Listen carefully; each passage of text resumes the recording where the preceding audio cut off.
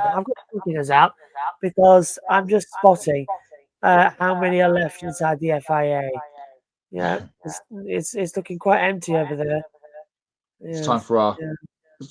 Can't see anybody. 99% permanent feature now of FIA Watch in segment 3 of the show. Okay, are you ready? Are you sitting comfortably? In a continuation of the revolving door at the FIA, Robert Reid, the FIA Deputy President for Sport, has resigned from his role. When FIA President Mohammed bin Sulayem was elected to his position in 2021, Reid was a key member of Sulayem's leadership team that helped him get elected.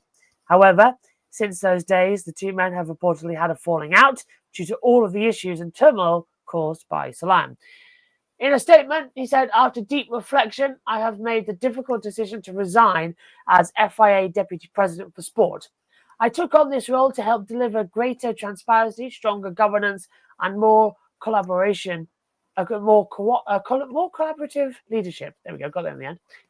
Over time, those principles have been increasingly set aside, and I can no longer, in good faith, remain part of a system that no longer reflects them. Stepping away was not easy. However, staying would have meant compromising what I believe in. This is about principles, not politics. Motorsport deserves leadership rooted in integrity, accountability, and respect for process. That's the minimum standard we should all expect and demand. That was from Robert Reid. I mean, even without Mohammed bin Sulayem, has he even heard of the FIA before? I mean, at least three of those things I've known. And good faith, what was it? Transparency, no. Stronger governance, no. Leadership, no. I mean, come on, the FIA has never really been this great. This is the worst one for a while. Now, the FIA said they were grateful for Robert Reid's contribution to the FIA and to motorsport more widely. The FIA has exceptionally robust cooperative governance policies which guide our operations and ensure our rules, practices, and processes are adhered to. I can barely get through that without giggling.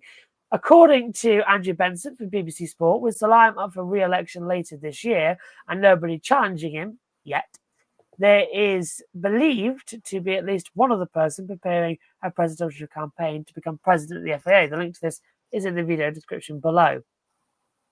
It's getting worse all the time, isn't it?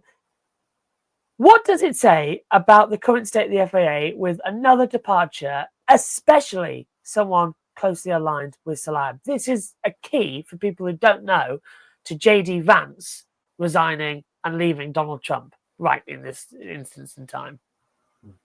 Yes, it's really crazy that Mohammed bin Sulayem's right-hand man has effectively, left him hanging out to dry, and it just goes to show that the FIA is, continuing to be in chaos. I know it seems like this is almost a weekly or a monthly segment during the show where we're talking about yet another departure from the FIA, and from now until election day later this year for the next term for the FIA president, we're probably going to be talking about even more departures given the way things are going. I think that the list is currently on a big scroll, and it's currently going out the door. It's so long, given all the people who have left the FIA. I know George Russell said over the last weekend, talking about this departure, he was saying we're all wondering what's next with the FIA, or I guess he meant who's next, because it seems like they're just dropping like flies, every now and then. I just don't understand actually I do understand what the issue is. Mohammed bin Sulayem is just crazy when it's someone like this who was on his campaign,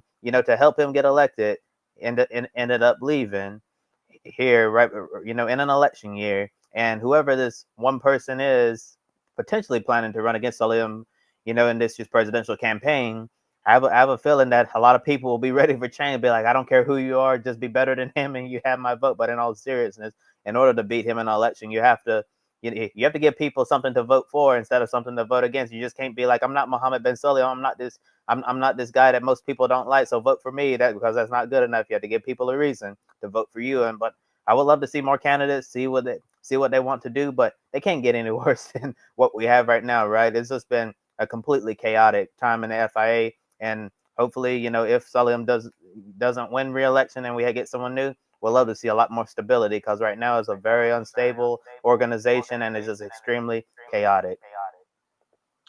Yeah, fair play to Robert Reid for coming out and saying what he said, and kind of taking a stand really against what we've been talking about over the last 6 months.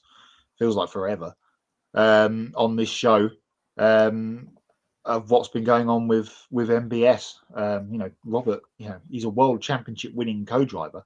He knows the sport, and he's been doing this for a very long time in this role and others within the FIA. And of course, he's got the ear of David Richards, or David Richards has got the ear of him, who's the UK representative to the FIA with Motorsport UK. And David put out a statement. That was Thursday, I think, last week, just after we'd done the show, about similar thing. And then we had the bombshell that Robert was leaving. Kobe, I need to just pick up on something you put in the script here, and I'll read what it should say, if I can find it. Here we go. The FIA said they were grateful for Robert Reid's contribution to the FIA. And then what it should say is, and hoped that the door wouldn't hit him on the way out. Because, it's a swinging door, isn't it? It's a lot of people being hit by that door as it goes round in circles. Really is going to be interesting. I don't know when deadlines are or dates for who's going to be next, because I feel like we're going to have a bit of a fallow period now, perhaps, maybe. Let's hope so, for goodness sake, until we get into the summer. And then we've got Susie Wolff, fingers crossed, or others. Maybe even she can, collaborate with Robert Reid, and he can go against his former boss in a takeover ordeal, like some kind of film. That'd be cool. I'm going to burn a quick hot for Hots and Knots later while we're talking about MBS. After the Grand Prix on Sunday, he was obviously there in Parc Fermé, shaking hands with the drivers as they got out of the car. I don't know if anyone else clocked this. Lewis Hamilton walked past. He put his hand out to shake Lewis's hand, and he completely blanked him and went to get himself weighed. And I just laughed. I thought it was very, very funny. I don't know if Lewis meant to do that on purpose or just wanted. Yeah, exactly that, Kobe. He was standing there with his hand out to shake all of the drivers' hands, and Lewis completely blanked him as he got out of the car, still with helmet on and all that get up. But that was a point and laugh at the telly moment from the weekend. I'm loving it. And I did do some digging, by the way, because I've noticed in all FIA events right now, the green flag and the checkered flag that start the races and end the races have had the FIA logo put onto them. And guess who ordered that to be done? Yeah, the egomania of this man knows no bounds as well. So not the greatest. And to be fair, I did see that. It was just as me and Megan were leaving the commentary before MotoGP, and I burst out laughing. It's quite funny to see him do that. But yeah, well, you said about a bit of a calm period. Oh, no. This is just the beginning. Okay. Wishful thinking on my part. Yes, it is. It's just the beginning. He'll be left with no cabinet. It'll be a dictatorship for sure. Okay, so we'll bring you more on that as we get ready for the elections, which we are going to cover in depth because it is so important.